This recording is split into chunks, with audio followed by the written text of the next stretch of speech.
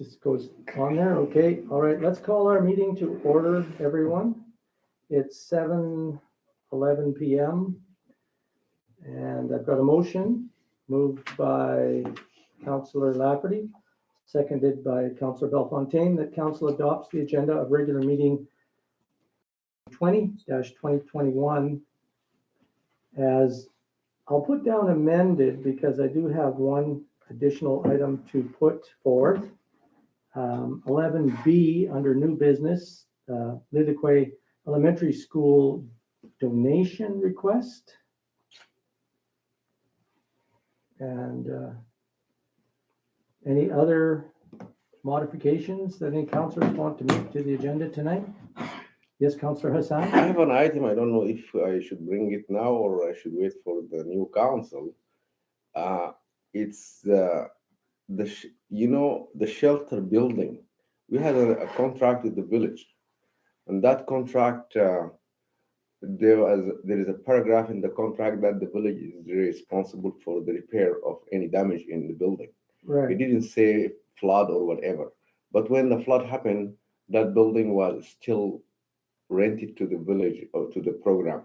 Okay, So well, let me stop you right there because that seems like something that probably outside of the council, but through administration should be Okay. worked out. Okay. Yeah, Okay. yeah. Thank you. If you don't mind, if you're okay with leaving it with me, I'll get back to you on it. Thank Yeah. you. That's more of a, let's say, straight contractual issue Okay. there. Okay. Thank All you. right. So no other additional items? All right, then I'll ask for a show of hands here in favor of the agenda. And Deputy Mayor, are you in favor? Yes. Okay, so that's 4 in favor, none against. Motion's carried. Agenda is adopted as amended. Any declarations of interest in any of these items tonight by any of the councillors? All right, none here, none, Deputy Mayor? I don't think so. Okay, then we'll move on to councillor absences, and I will write down Councillor McPherson, who notified us she would not be here. Sibiston as well notified me that he would be unable to attend. So with those two names, did anybody get any other notifications? All right, so I'll read the motion. It says moved by Councillor Bellefontaine, seconded by Councillor Lafferty, that council excuse Councillors McPherson and Sibiston from regular meeting RM 20-2021. Show of hands here. And Deputy Mayor, I've got 3 hands up. Is Clay there? Clayton? Clayton is not here, and we didn't receive any notification that he wouldn't be here. Okay. Okay, so that's 4 votes in favor, none against. Motion's carried. Delegations, there are none tonight. Adoption of minutes, we don't have any minutes to adopt. Mayor's report. I don't really have a report tonight, so I'm just going to say that this is our official last meeting.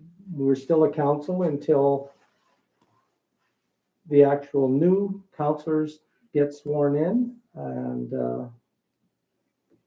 I don't anticipate that we will have much business between now and when the new council would be sworn in, but just so that everybody's aware of their status. And good luck to those that are running. I know all that are here at the meeting, except for Councillor Lafferty. And, I just want to say thank you very much for the time that you did donate back to the community through being on this council. And I know it's been many years, Marie.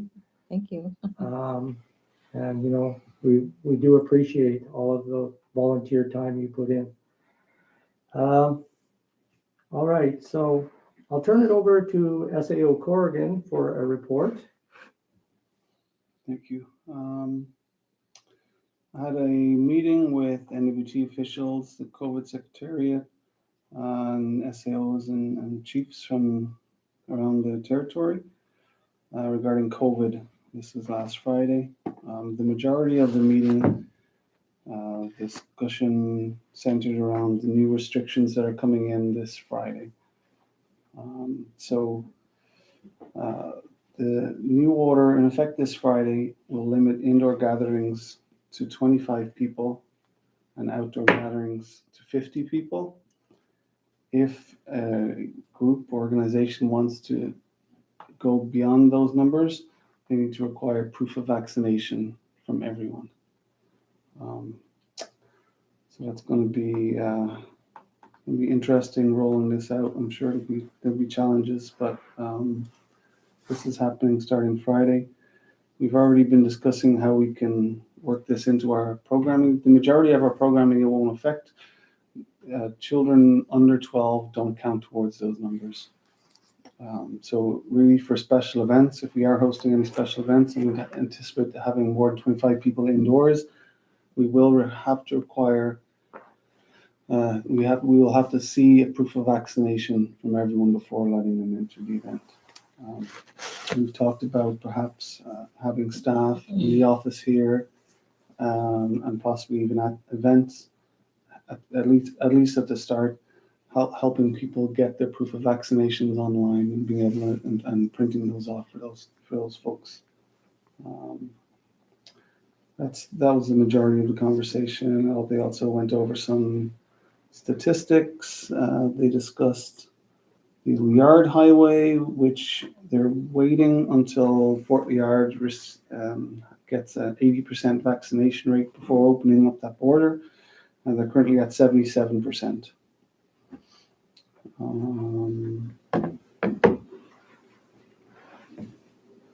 They also discussed new GNWT staff vaccine mandate, which applies to GNWT staff and contractors and volunteers working with the GNWT. That requires employees employees who do not provide proof of vaccination will be required to wear PPE and undergo regular testing. So there was some discussion around that.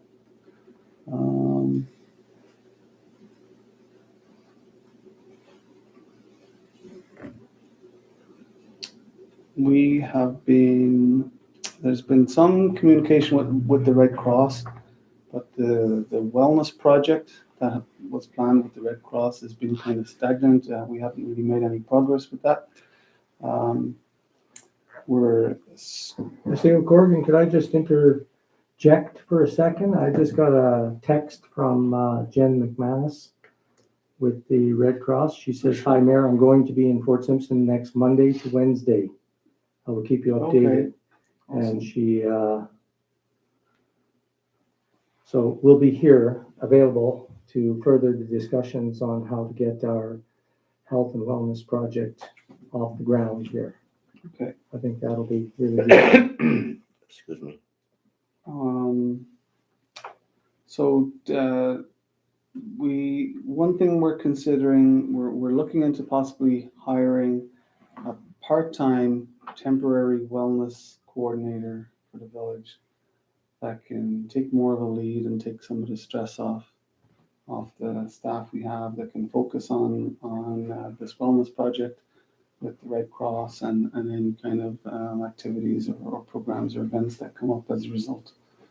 So that's something that we're looking into, and we would hope to get the funding to get the money back for this position from the funding that has been identified in various places. But it would, at least at the start, be a few hours a week. So if it did end up coming out of our O&M, it wouldn't be too much trouble. So that's something that we're looking into.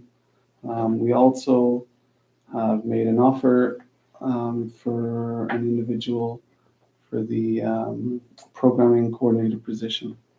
So we're excited to have that person start hopefully sometime in November.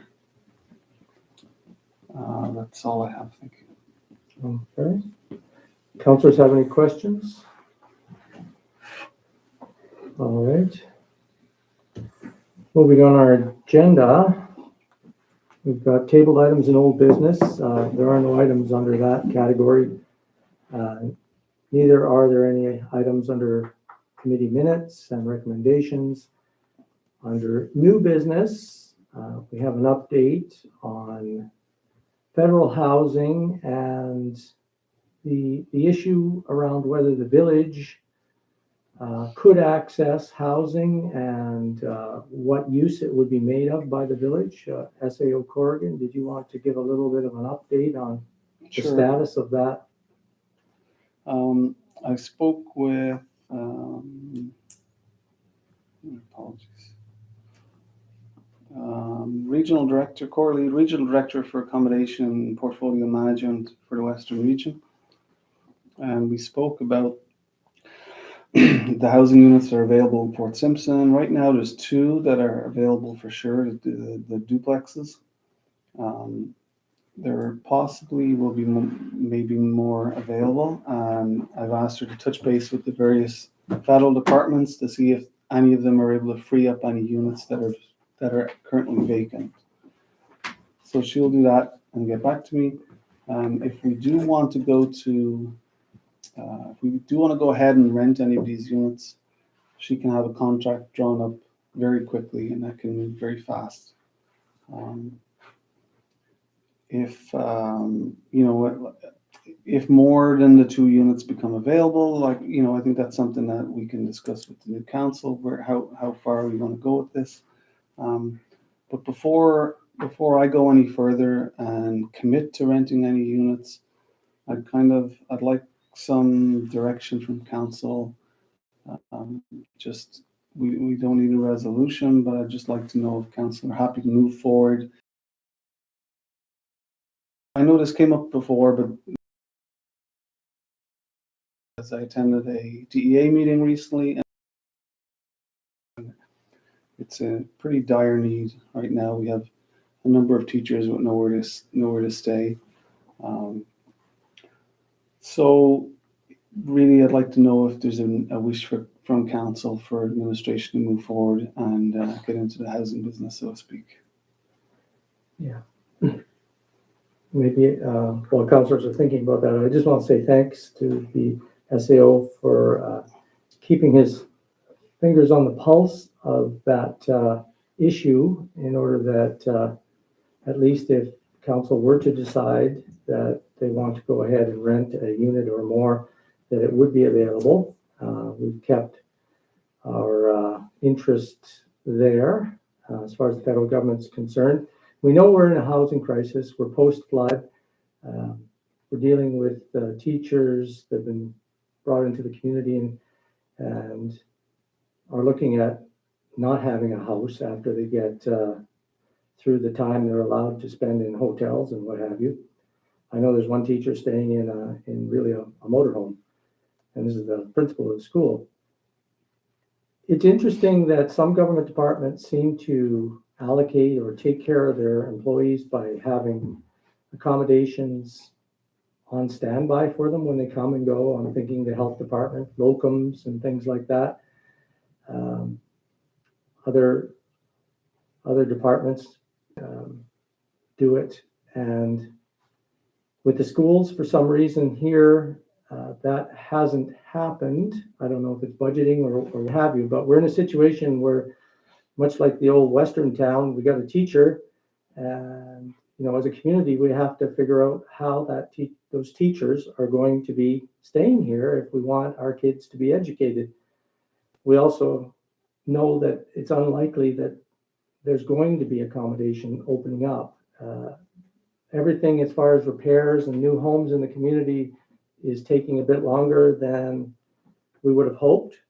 We also know that we are having a project coming up with the Red Cross.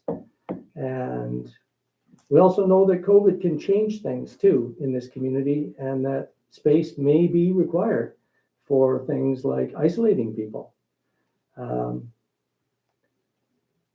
If the Red Cross comes in and they're, the head of the project is coming in next week, and it's identified as a potential place for the Red Cross to stay is one of these federal government houses. I see that as beneficial to getting and keeping this project going, because it would be a standalone place where they don't have to interact with other people in the community. They're very high on their COVID protocols, and I'm sure they would think that that was, a good way to be in the community.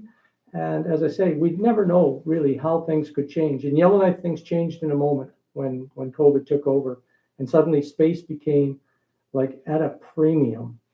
And so we just got to think about all these things. And if we do rent a place or put a hold on some place, I think we got ways to recover the money through the health and wellness project itself, which would be perhaps a good way to provide accommodations to the Red Cross as they come and go, without interfering with their COVID protocols.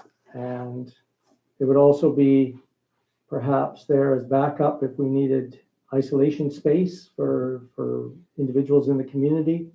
I think it's easy to just pass everything off to another government level, say, let them think about it. But they've had lots of time to think about it. Now it's time for us to be a little bit innovative and take care of things for our own community. Yes, I'm concerned that we don't compete with businesses, but that's taken care of by a call around to all the businesses that rent here and see what the availability is. If there is no availability now, and there won't be anytime soon, I think we're not competing against business in the short term. This isn't a long-term project, a long-term rental. And so, go ahead, Deputy Mayor. You asked for our comments. I don't really have any really direction to give the FO, but as a counselor, my understanding is that when we discussed this file, it was us needing housing for kind of like staff housing, and that if a unit was available,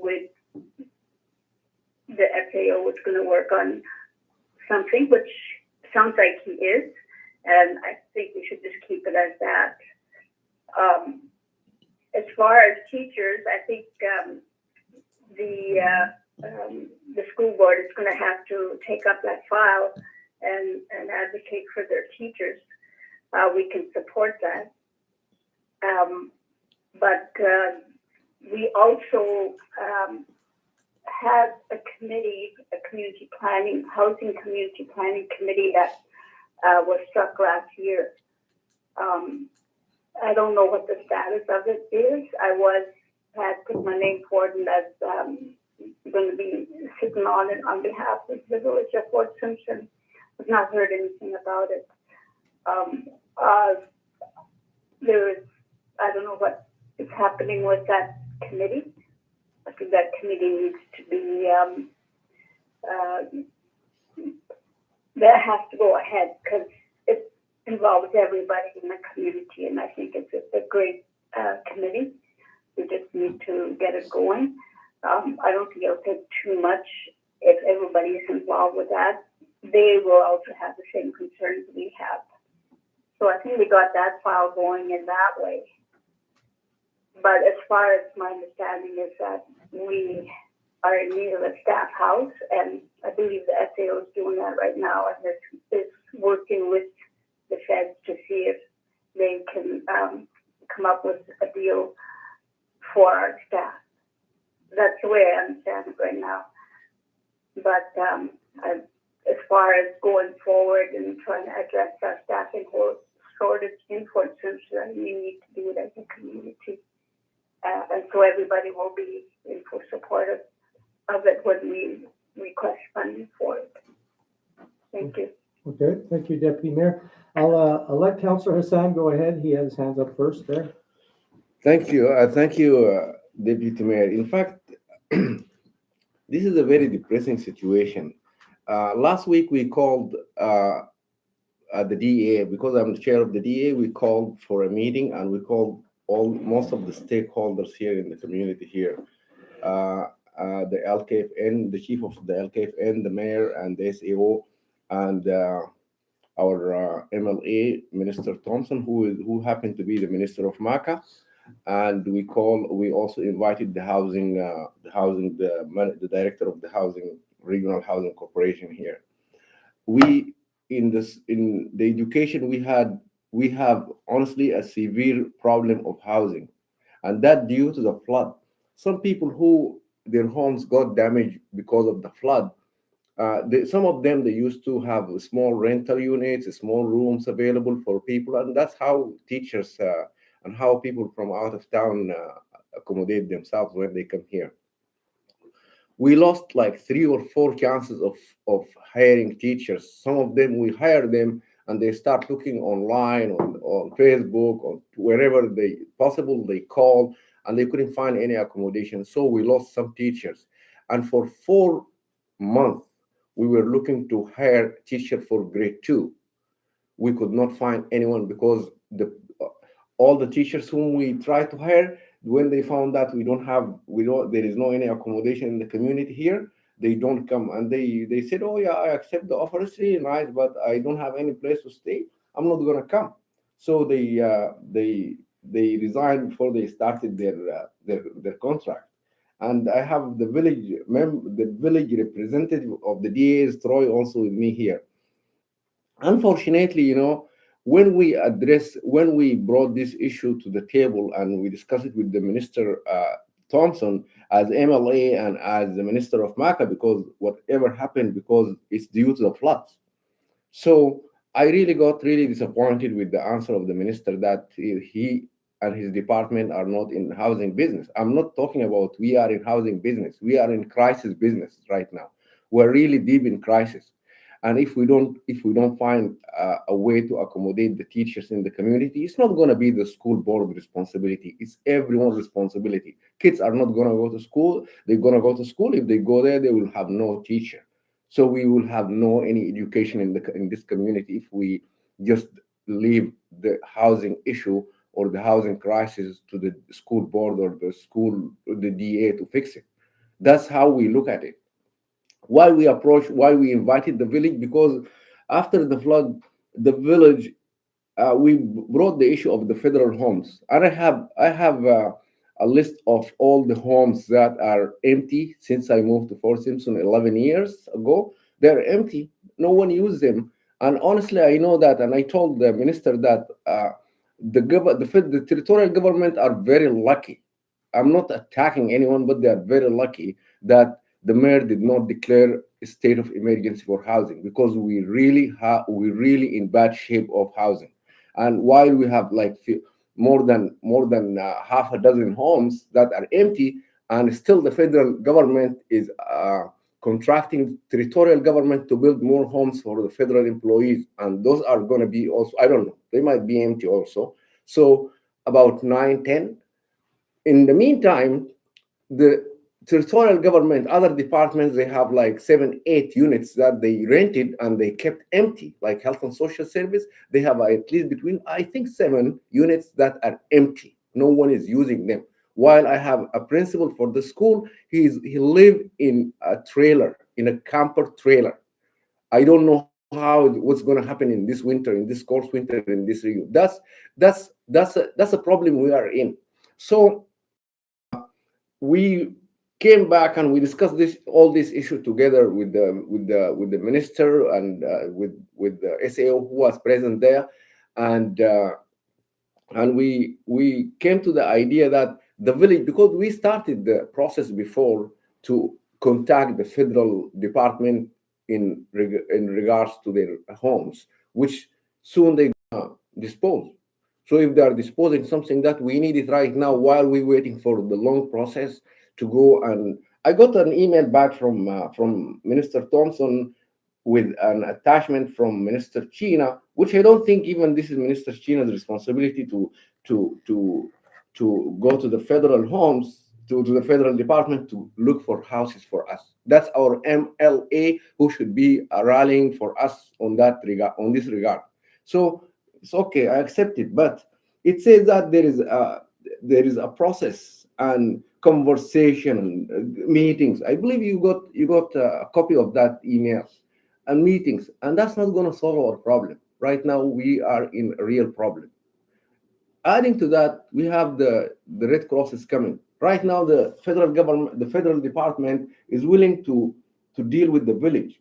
So there is no any bad intention or bad feeling in that part. If the village get two, keep one for the Red Cross, which is going to be really good, and keep the other one, and we can at least help the teachers to rent it and pay rent. Yeah, as village, I'm not gonna, if I'm a teacher, I'm not gonna come and stay in one room for $1,500.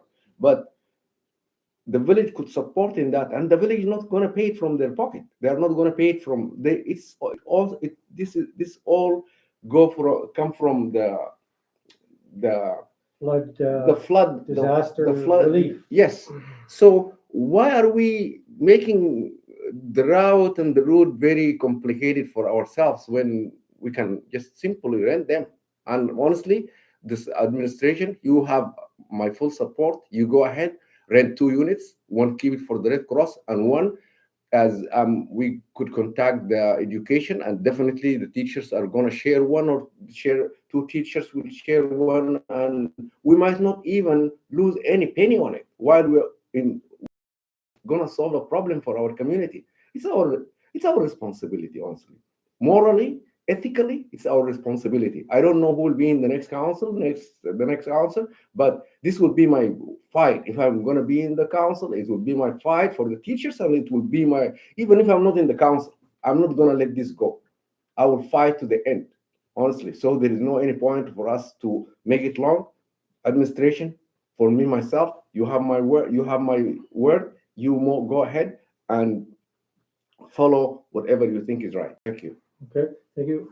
Councillor Lafferty, you wanted to make a comment. Yeah, well, years ago, there was teacher housing, many years ago, because all those, where Kevin and all those people stay, all That's right. those were teacher housing. There's a couple of rows of them, And plus further downtown too, they had any amount of housing for all the teachers. So that was not a problem. But now, maybe it could be possible to talk to John Homister at the manor and see if he could if there's a couple of units that come available, like just speak up for them. Maybe a couple of 2-bedroom, Yeah. And then if there is anything else available, like the federal government, they've had these houses empty for years, and I don't know why they don't try to sell them, or if they would sell them, maybe we could buy a couple houses, and then it would save money in the long run, rather than renting. So maybe check that out to see for sales. Maybe get a hold of Mike McLeod, the MP for this area, and see if it's a possibility to purchase a couple of these houses, because we've always got staff that are coming in. Like if we're going to get a rec coordinator and possibly hire somebody else, we always need availability anyway. So especially now with the housing shortage. So I mean, there's a couple of possibilities there. And if they've got anything for rent, I know there's a trailer on the hill, but there's a couple of units there. But that one girl, she passed away in that one unit, and I hear they're not very good for rentals. So I don't know why they brought those things in. They're not very nice. Right. So I think we could do something better than that. Try to get a hold of those houses. And those are nice houses. They're on the front road there. There's a few of them. They're empty over there, right? Yeah. I just want to add. Houses. Go ahead. Mr. Mayor, thank you. I just want to add, when we called for that meeting, we called the Métis president, who happened to be Darlene, who have some rental units. And I remember that clearly she said all her units are full. There is no any availability in the market right now. We are not competing with any market when we are trying to help to solve a problem. That's one. For the other part, in regards to MP McLeod, it happened that last year the federal department that's responsible for the homes, they send an email that they are in process of disposing some homes, and the superintendent of education sent an email, and we added to his email another email to the department, and I sent all these emails. I met McLeod, and I sent all these emails to McLeod's department. But I guess after that, yesterday I called his office. They are still in the process of taking the oath, and they are not ready yet. So I believe this is one of the first things that we're gonna push on it when after he take the office, and hopefully it's gonna go that way. But we can't wait for that. Right now, we cannot wait. I have a principal who live in a small, tiny trailer, in a camper trailer. Let us think about how bad is that. Well, their Leansville units are really small too. Full. They are full. She doesn't have any room. That's Yeah. what she stated, Yeah. that she does not have any unit available. But they're really small. You can barely turn around in them. That means I don't know what that means. We are really, that will tell you that we are in really bad shape. Thank you, Mr. Mayor. Okay. And Councilor Did I Bellefontaine, just- yeah, go ahead, Deputy Mayor. No, you can go ahead. I'll go after this.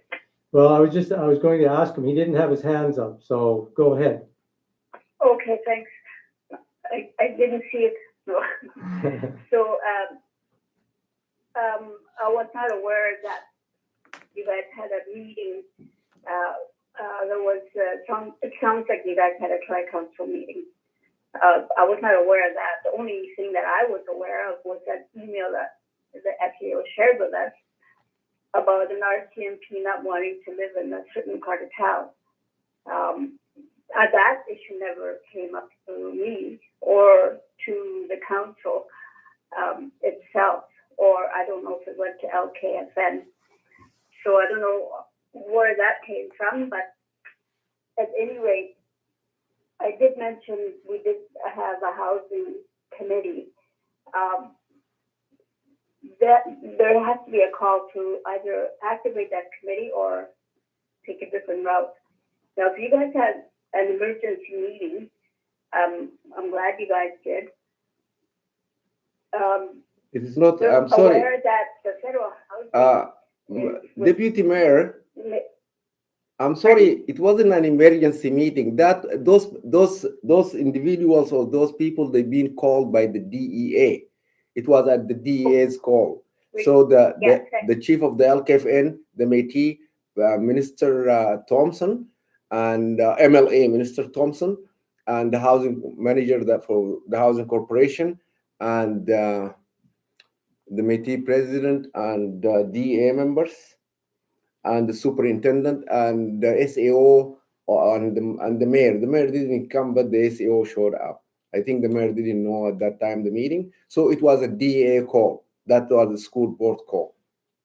Okay, thank you. Thank you. Regardless, it was still a meeting that was called with leadership. So I think the way we're going right now with Kevin dealing with the federal government is good. We should continue on with that file. And you're aware that there's usually the federal government, if they have surplus housing or whatever, they usually approach the First Nations first to see if they can benefit from these units, if it's feasible. I would suggest maybe the chief and council be approached to see if they can support you in getting housing for teachers on a temporary basis for like a 2 or 3 year whatever, and they can probably push it with MP Mike McLeod. Mike's pretty responsive to emergency requests, and I think you might be able to get somewhere with that. That's what I would suggest. Thanks. Okay, and SAO Corrigan, go ahead. So from my discussions with the federal government, my understanding is that these houses are tied up legally until the end of the fiscal year. After the fiscal year is over, they will be offered to First Nations first, before other levels of government, and then eventually to the public. Okay, thanks, Kevin. So when they say legally tied up, did they tell you what that meant? They're part of a particular program. I don't know the details. I don't understand the details, but I do know that they'll be made available, or they'll begin the disposal process after this fiscal year, so March 31st. Yeah, well, we don't need to wait for that disposal discussion. You were in a crisis. I think a crisis could, if it's declared a crisis, then I think that would take precedent over a procedure, a bureaucratic procedure like that. For a bit, I'm sure they could pause whatever legalities they have, because it's still empty. They've been If empty they for can just years. pause it and consider assisting us with our crises right now, then that might be a good way to approach it altogether. Yeah. All right, well, that's a lot of good feedback. And Councillor Bellefontaine, did you have anything to add?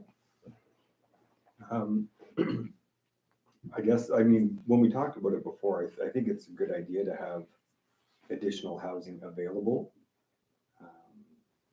I don't believe it would be interfering with the market, because for monthly rentals, I know many people that cannot find a place to live, families, all kinds of people. I know from being on the DEA that we have teachers who can't find places to live. So I know there are people that could use them. I know before we were kind of wondering how it would work if we have them, how much do we rent them for? Are people going to want to live together? But I think it's what's available. If we get it, we put it out there, people either want it or they don't, and we will find for teachers that we've got the highest paid teachers in the country. So if there's places, I think they can probably afford the rent there. It does include all the bills. I'm sure we will find people to go into them. There's a lot of people looking for places right now. Okay. Yeah, and I mean, I would encourage the SAO to just cover all his bases, touch base with MP McLeod regarding availability of the houses sooner, maybe under an emergency type basis, either signed over to the First Nation, and then they can rent them out. If time is the biggest issue, and it has to be done the way we're thinking that the village takes this rental, because we're probably one phone call away from accessing the homes, then I think it's something that if we have to do it, we should do it. And we've got our Red Cross project, we've got other professional people in the community badly needing housing, which impacts the chances of our own kids getting a decent education. Yellowknife had COVID and they had to close the schools. Our schools are still open. We could still have unexpected things happen here, and I think we're just not being prepared enough. We're talking about it, but we should probably look at this as, this is the aftermath of the flood. We're still experiencing it. We'll put this through as disaster relief expenditures for anything that we don't recover through rent or project monies. And because we got to look at this in Yellowknife, when it came down to housing the homeless in Yellowknife, they declared a territorial emergency on Yellowknife. And now they're putting up modular units right beside the Legislative Assembly to house the homeless. That's a territorial emergency. They didn't experience a flood, we did. And yet we've asked MACA, we said, can we declare a housing emergency in our own community? We were told no. Well, that's fine. We're still in a flood disaster here in the aftermath. And the thing is that housing is connected to that flood situation. So I have no doubt that we'll be able to collect. We're not interfering with the rental market as far as I know, but we'll double check on that. And certainly the suggestion to go through the MP and see if the federal government can allocate the homes directly to the First Nations, make them available. These are things we'll check on just so that we can answer questions when the time comes, because there may be issues that people bring up. But I think time is of the essence, and we've got to make a decision here. So I'm glad that everybody gave their input, and we'll let the SAO proceed. Okay. Well, with that, let's go on to the second new business item, which is the Liliquay Elementary School donation request. Did everybody have a chance to take a look at the letter?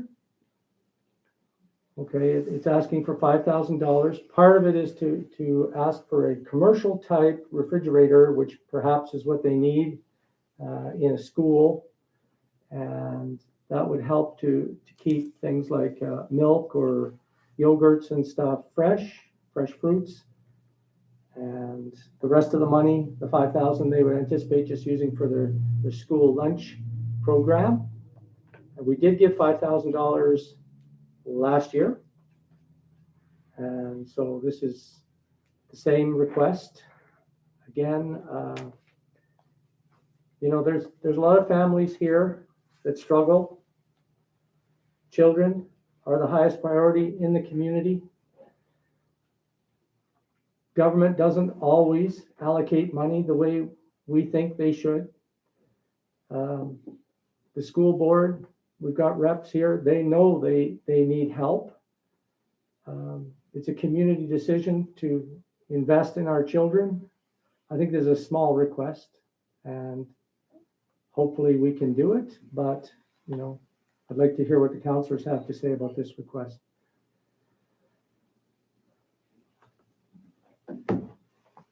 Maybe before we go on, if I can ask for a motion, and then if I have a mover and a seconder, we can carry on the discussion. If not, we'll move forward. Do I have a mover and a seconder to? Okay. I'll move it. Then let me just.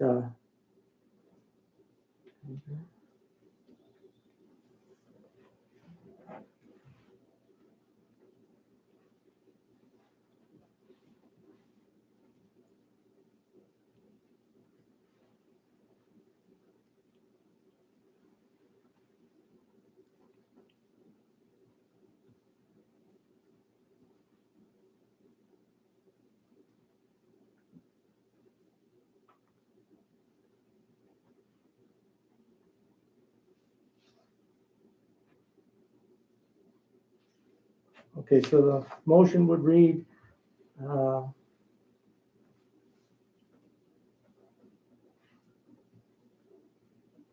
that the village donate $5,000 to Liliquay Elementary School to help with their school lunch program. Mover would be Councillor Bellefontaine, seconder Councillor Lafferty.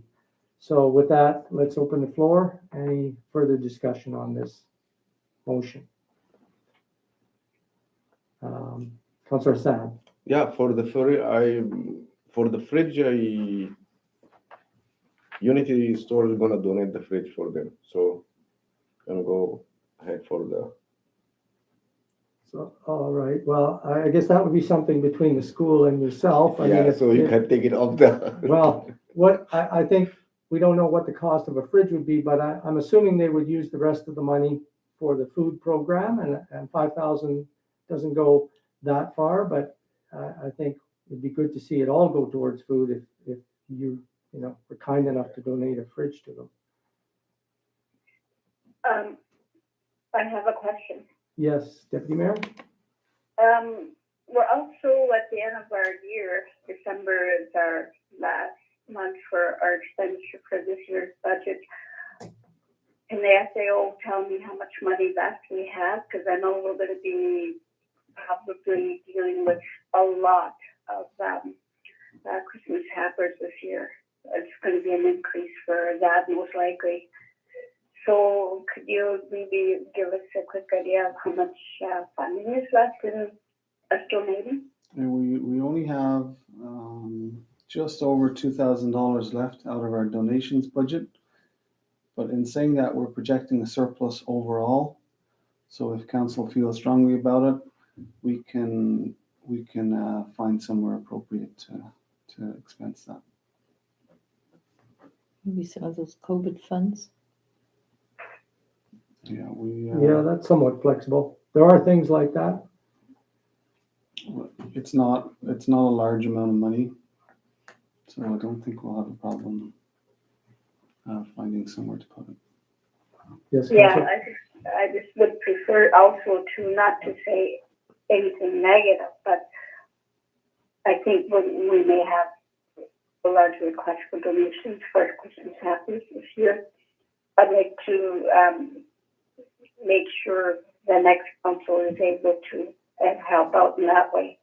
But I think it would be a great idea to get a safe and fridge for the kids at the school. Okay, and Councillor Bellefontaine? I was just going to say, I mean, when I used to sub at the school, I know the kids, we didn't have this when I was in school, but they had people come to the classroom with trays with food and cut up fruit and vegetables, little baggies of crackers and stuff like that. I think it's good, and I think it's good to make sure the kids have healthy food in case they're not eating before they go to school. But also, it's just something that makes going to school a little bit more exciting if you're getting little treats, and we really need to encourage kids going to school. So I think it's such a small thing to make sure that kids are eating something healthy and that they're enjoying their time at the school. And, it's such a small thing. So if we have that, I think we should definitely do it. Okay. And Councillor Lafferty, did you want to say anything further on that? Oh, no, I think it's a good idea, Okay. especially with Unity donating a fridge. That helps too. It'll put more money toward the snacks and stuff for them. Mm-hmm. Yeah, I like that idea. Okay, then, well, I'll read the motion again, and then we'll ask for a show of hands that the village donate $5,000 to Liddiquay Elementary School to help with their school lunch program. All those in favor here, and Deputy Mayor? Yes. Okay, that's 4 votes in favor and none against, so the motion is carried.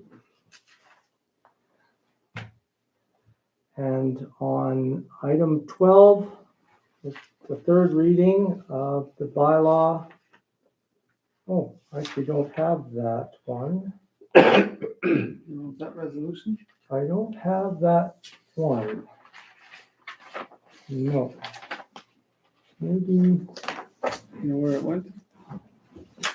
we were just gonna round up this third reading of the heritage bylaw, which changes the schedule attached to it, which includes heritage building.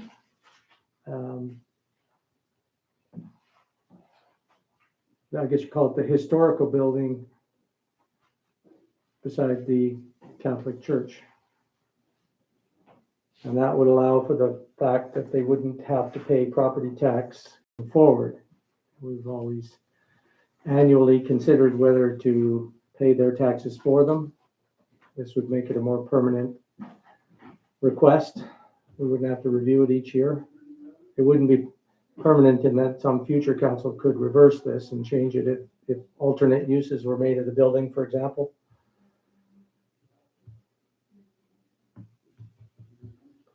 But we're just going to print that off.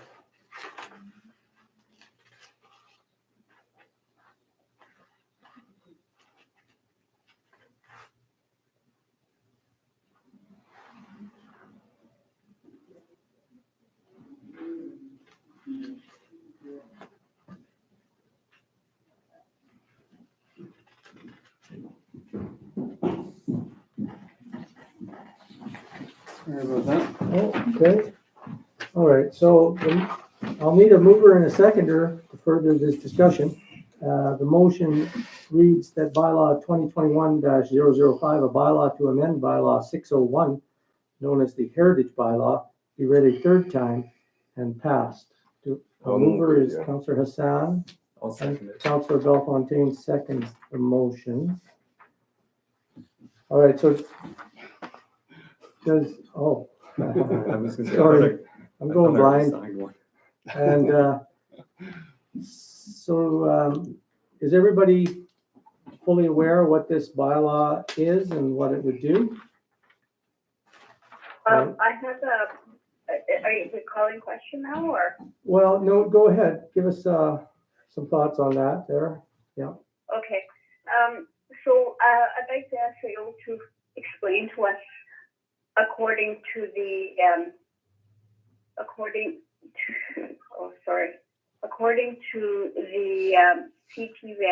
CTV Act and ours, when you amend a bylaw, it goes to 1, 2, and third reading. At the third reading or the second reading, is the public notified, and for how long?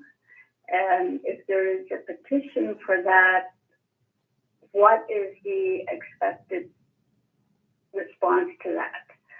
And also, are we all required to be present to vote on the third reading? Please, thanks. We're not, there's no requirement for everyone to be present at the third reading. Only if council wished to do the first, second, and third reading at one meeting, then you would require all councillors to be present, but not if you're doing a third reading at a separate meeting. There's no requirement for an amendment of a bylaw to go out for public notice unless, I stand to be corrected, Your Worship, Say that again? if there's any, I'm not aware of any requirement to have a bylaw amendment go out for public notice. And if you're not Well, aware, then I I think think, we should make sure that we've followed the process according to the CTV Act. I mean, I do think that there is a period of time which the public does have a chance to give feedback on a bylaw change. Not, it could be just a change, not, it doesn't have to be an entirely new bylaw. So I think there is a time, and maybe on this we may have skipped over that. I know, in my time here, I know that there's been numerous times council have made amendments to bylaws without any public notice. Right. Yeah, well, Since before I took over as SAO. yeah, I'm aware of that too, but I don't want to get you or any of us in trouble here. I just want to make sure we're following the legislative procedures when we're dealing with bylaws.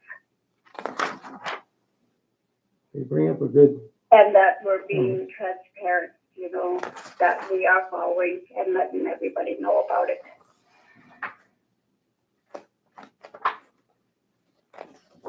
yeah. I'm just looking it up myself here.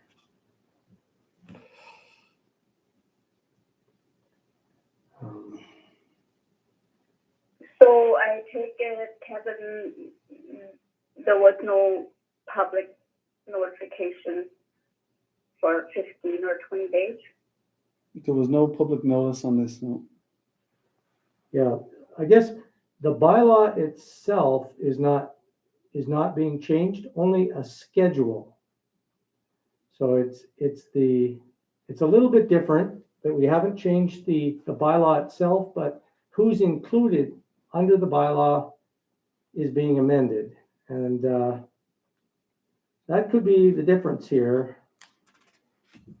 Well, we said we'd be transparent, so if that, but it's usually done, then, you know, we should ensure that we do that. So once it passes, we've given the public notice of what we're doing. It'd be good to do that.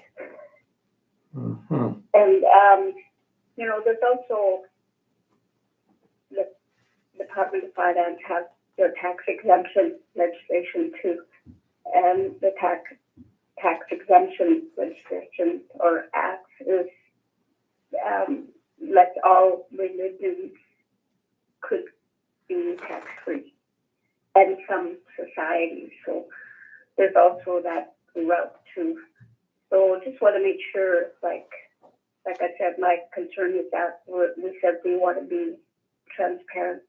It won't hurt to put out a little notice publicly saying that we're amending the bylaw, whether it is a schedule or not. It's still an amendment. That's what I would suggest. Right. And there's nothing wrong with that suggestion.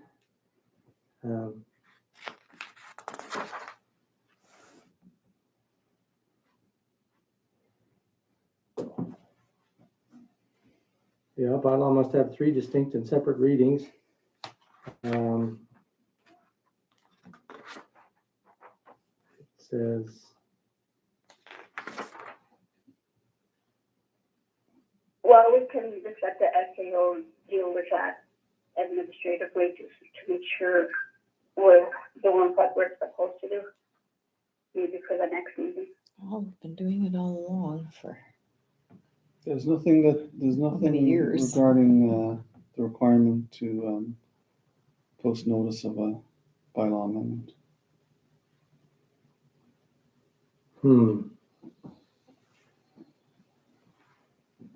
Are you reading? yeah, I've checked through that paragraph in the CTV Act as we've been discussing this. All right.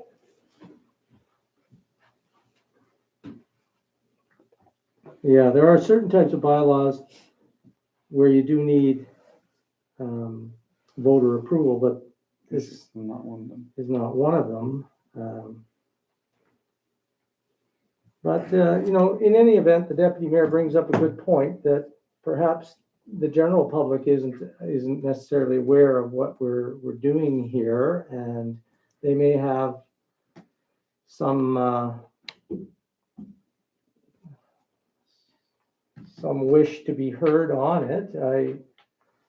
I don't think there's any immediacy that we have to pass this tonight, and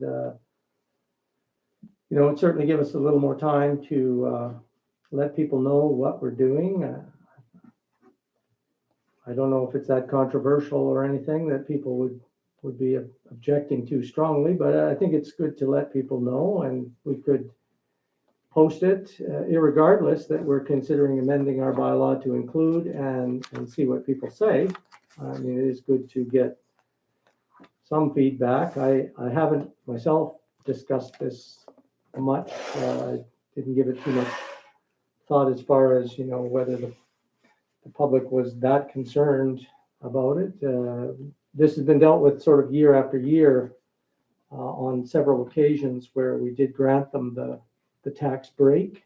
So I guess I kind of assumed that most people in town were aware of the situation, but yeah, there's nothing wrong with putting it out there and letting people know in a more direct fashion and giving a little bit of time for some feedback. It's a good thought. What do councilors say? Because now, you know, you've got a mover and a seconder. I can't stop that. And does anybody want to table this, or do you want to go ahead with the vote? Okay, want to go ahead with the vote? Yeah, we'll do it. Okay. All right then. Well, a show of hands then. Everybody in favor of this? 1, 2, 3. Votes against? Abstentions? Deputy Mayor, which way would you be voting on this issue?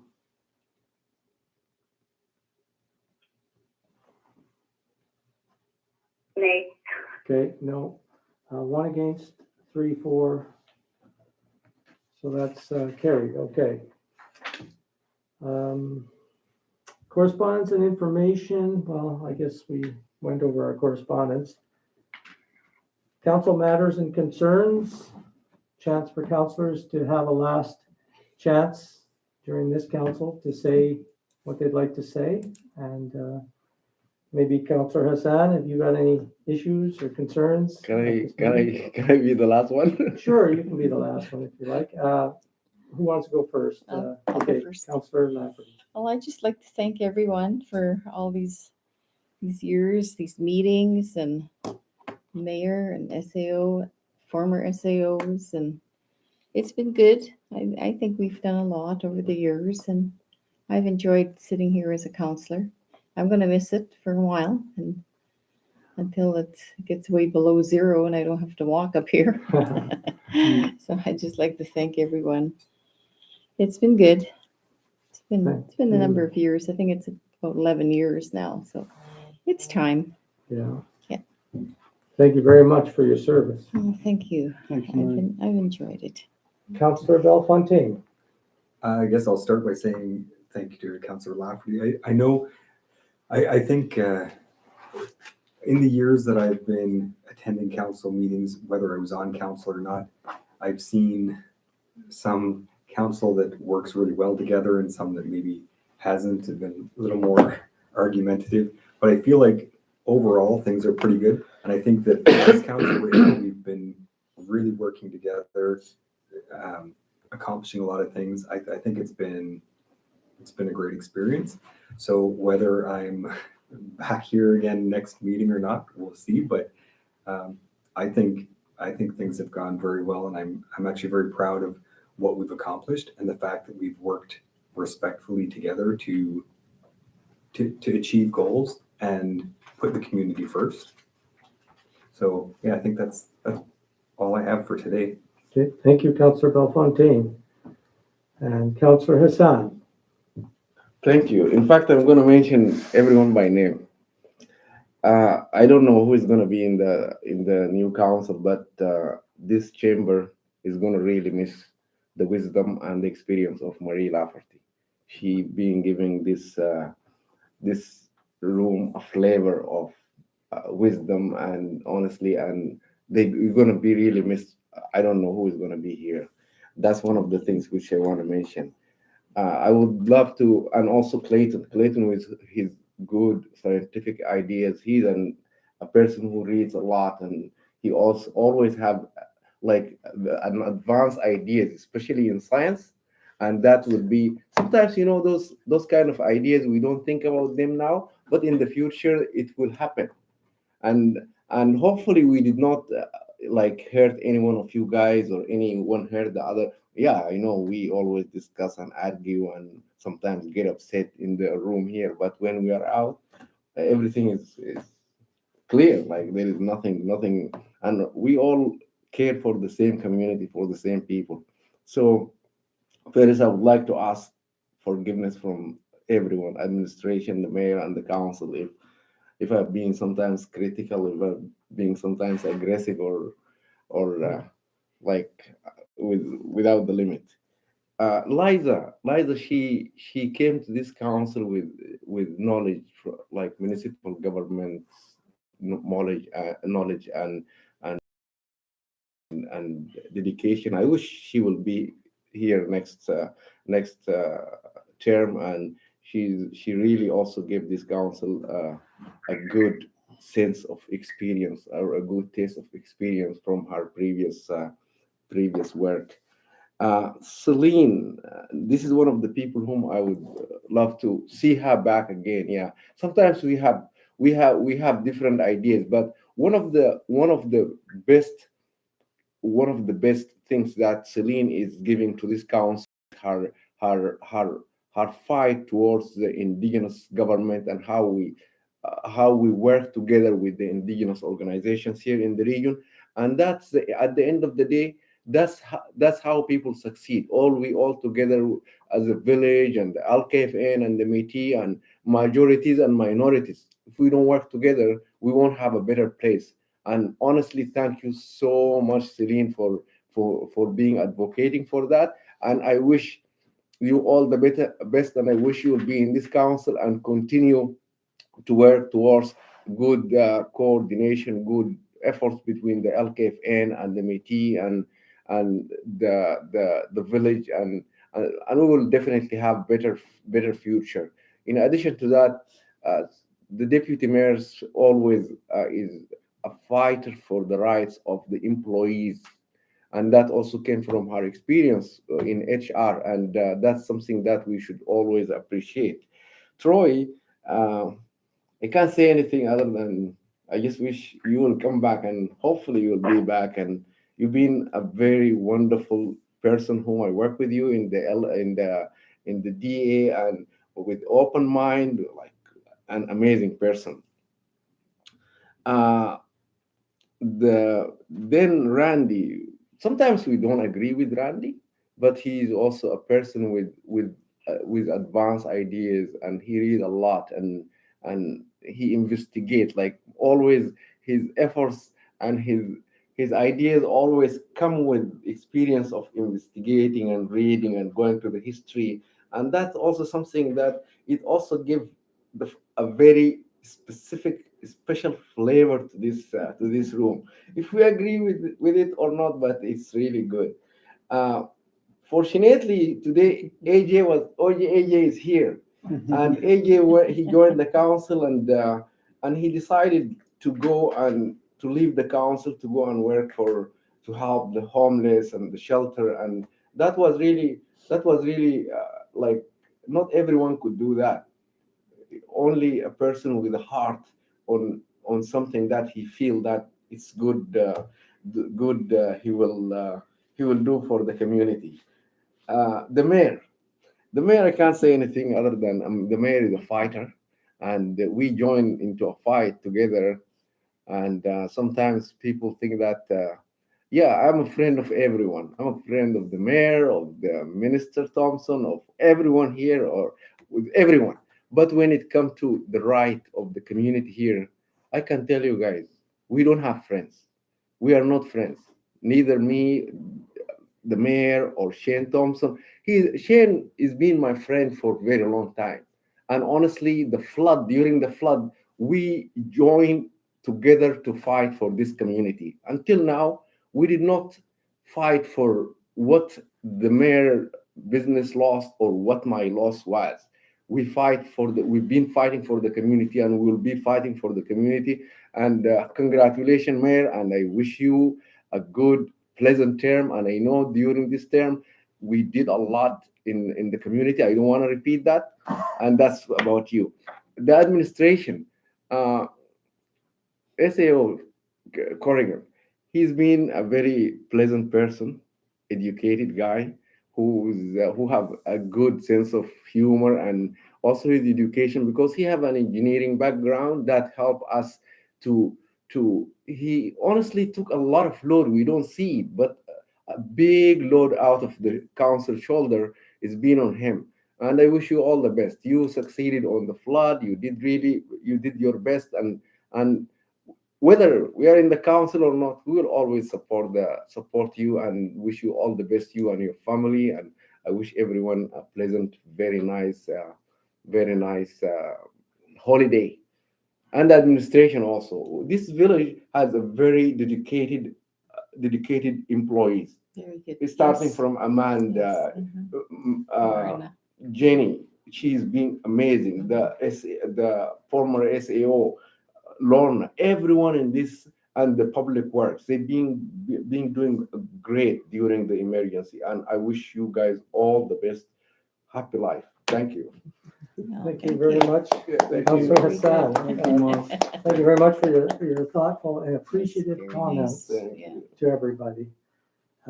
Yeah, I am, for myself, I'm somewhat humbled to be acclaimed and given the chance to represent the community as their mayor for the next 3 years. And I hope to look forward to working with everybody, whether it be existing councilors or just people in the community. I'm impressed that so many people ran for council. That means there's a lot of interest in people wanting to make things better for their own community. It'll be important as a community to value everybody's input and ideas as we go forward. There's so much work to do. We know that.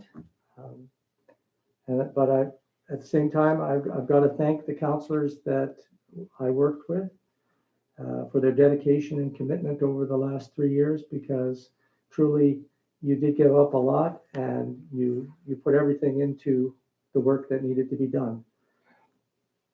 We all went through crises and disaster together.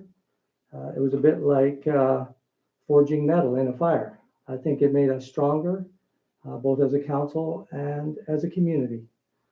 We bonded, and that's why we're here complimenting each other. I think we really do feel that we had something special, and I think that will assist us going forward too. Because we want good communication, understanding, and empathy in this community, and it's going to be important.